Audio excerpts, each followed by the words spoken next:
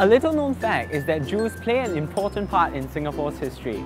Places such as Saligi Road and Prinsep Street used to be part of the old Jewish quarter, and Singapore's first Chief Minister, Sir David Marshall, was himself a notable Jew. I'm Chris, and on this episode of Come Let's Eat, I'm on a quest to find authentic Israeli food and learn more about Jewish culture. So come join me! I'm here at Pita and Olives, and owner Aviv has been in Singapore for over 10 years.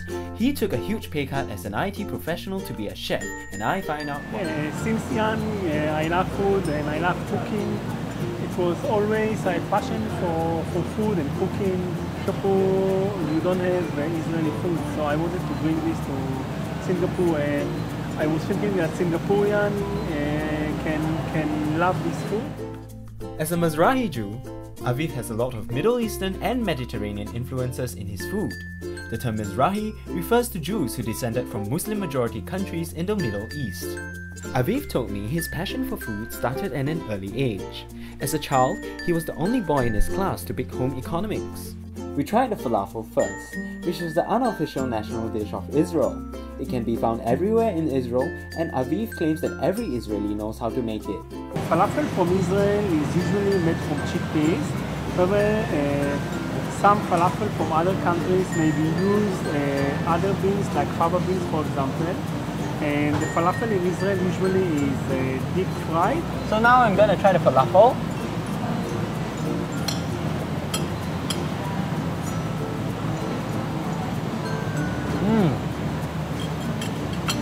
It's actually very savory and flavorful. Okay.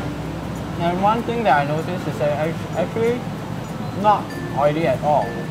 So could I know, Aviv, is there something special about your falafel? Usually falafel is deep fried, but my falafel is actually baked in the oven, and I'm using olive oil also in the process.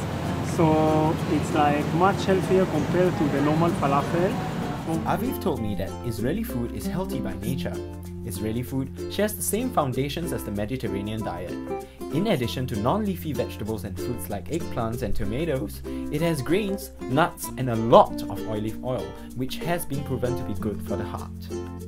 So falafel is usually also eaten with pita bread, alright? And in here, pita bread is very important part of Israeli cuisine. At Pita and Olive, Aviv makes his pita bread here from scratch. So now, can I ask Aviv, why is pita bread so important in Israeli cuisine? Pita bread is very important. First of all, we use it not only for filling. What you mentioned is like actually we put the falafel inside the pita, but we can also cut the pita and we can just dip inside and eat. So you can cut the pita from here and you dip inside the hummus and eat. So now I'm gonna try one, okay?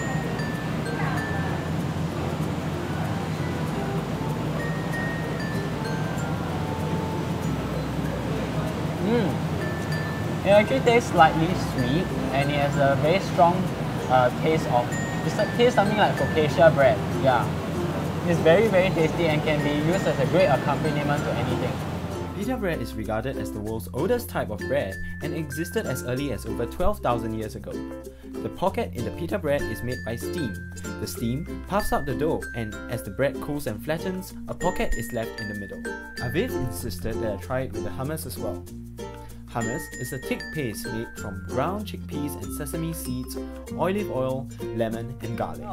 So hummus is akin to what we consider peanut butter or Nutella to them. So I'm gonna try it right now.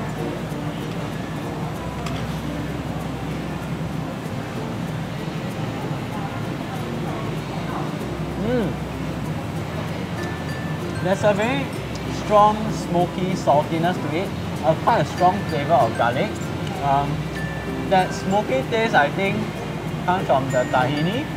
Tahini is actually roasted, toasted sesame seeds rounded with olive oil, I think, and with a few other spices. So it's a very interesting taste here.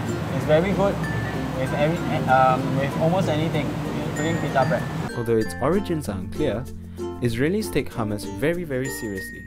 There are also shops dedicated to selling hummus called humusia, and Jewish men argue over the best humusia in Israel, much like how Singaporeans argue over the best chicken rice stall. In part 2 of this video, we will check out 2 other mainstays in Israeli cuisine, shawarma and sabich. Stay tuned!